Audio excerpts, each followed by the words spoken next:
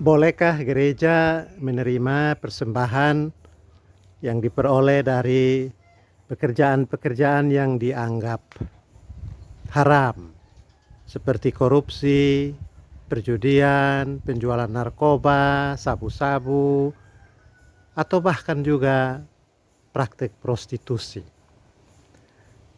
Berikut ini sebuah survei singkat mengenai pendapat orang-orang muda di Kupang mengenai persoalan tersebut. Persembahan bagi Tuhan dan pekerjaan kemanusiaan haruslah berasal dari pekerjaan yang halal dan diberikan dengan niat yang tulus dan bersih. Beta coba hubungkan dengan tipologi kelima dari Richard Niebuhr. Di situ dia katakan bahwa Christ transform culture, yang berarti bahwa budaya semua ini terkena dosa. Namun di saat yang sama juga setiap budaya ini tidak lepas daripada karya penebusan daripada Kristus. Itu juga berlaku dengan persembahan. Darah Kristus memutihkan semua persembahan dari aib dan kuasa dosa. Jadi ini persembahan jemaat itu perlu dikelola dengan baik dan harus sesuai dengan peruntukannya. Iya, jadi menurut saya uang itu kan benda mati. Uang itu sendiri tidak berdosa. Justru yang berdosa itu si manusia yang membawa itu uang persembahan. Manusia itu yang hidupnya berada dalam dosa. Sehingga yang dipersoalkan atau yang perlu dipulihkan itu manusia itu, si manusia itu yang harus justru dipulihkan. Nah, kalau gereja sendiri pada akhirnya bisa menerima itu manusia berdosa dan mendoakan dia supaya Tuhan mengampuni dosa-dosanya, lantas kenapa itu uang tuh juga harus bisa diterima? Uang yang manusia berdosa tadi mungkin jalan salah, dia dapat dari hasil yang salah, sebenarnya dia juga harus bisa diterima kalau memang gereja bisa menerima manusia berdosa. Jadi persembahan itu apapun juga wujudnya dan dari pekerjaan apapun asalnya atau sumbernya bisa dibawa kepada Tuhan untuk dipersembahkan, sebab darah Kristus memulihkan dan membaharui persembahan itu untuk layak dipakai bagi pekerjaan pelayanan.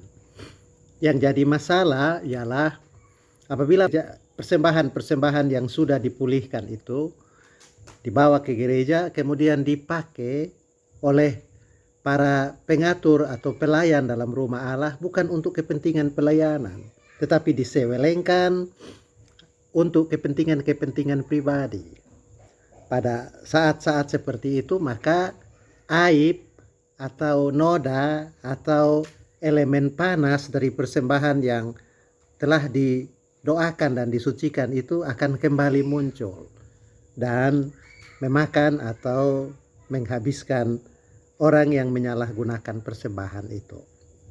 Kita memiliki salah satu contoh dalam Alkitab, yaitu cerita tentang Gehasi, bujangnya Nabi Elisa, yang mulanya Naaman datang untuk mendapatkan kesembuhan dari penyakit kusta. Naaman ingin mempersembahkan sejumlah persembahan kepada Elisa sebagai tanda terima kasih dan syukur, tapi Elisa menolak. Gehasi melihat penolakan tuannya itu sebagai sebuah kerugian, dan karena itu diam-diam dia mengejar Naaman dengan informasi bahwa Nabi Elisa mengubah pikirannya karena kedatangan beberapa tamu dari pedalaman. Karena itu dia meminta sejumlah persembahan untuk diberi sebagai hadiah kepada tamu-tamu itu. Lalu karena itu Naaman memberikan sejumlah persembahan kepada Gehasi. Tetapi Gehasi tidak bawakan itu kepada Elisa. Gehasi menyembunyikan itu di dalam tendanya.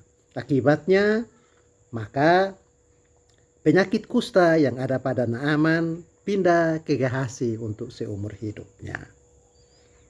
Itu menjadi pelajaran yang penting betapa kita perlu mengelola persembahan yang sudah disucikan oleh Tuhan dari berbagai aib, dari berbagai noda dan dosa bagi tujuan-tujuan yang benar dalam kehidupan bersama.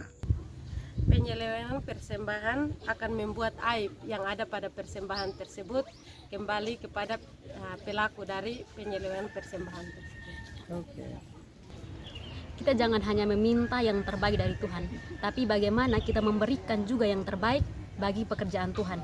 Persembahan yang kita berikan itu harus diambil dari pekerjaan kita yang halal, bukan yang haram. Sehingga motivasi ketika kita memberi persembahan itu adalah motivasi yang harus tulus kita berikan. Dan kemudian persembahan itu ketika kita berikan kepada gereja harus dikelola dengan baik, dengan kebutuhan yang baik. Jangan selewengkan persembahan dari setiap jemaat.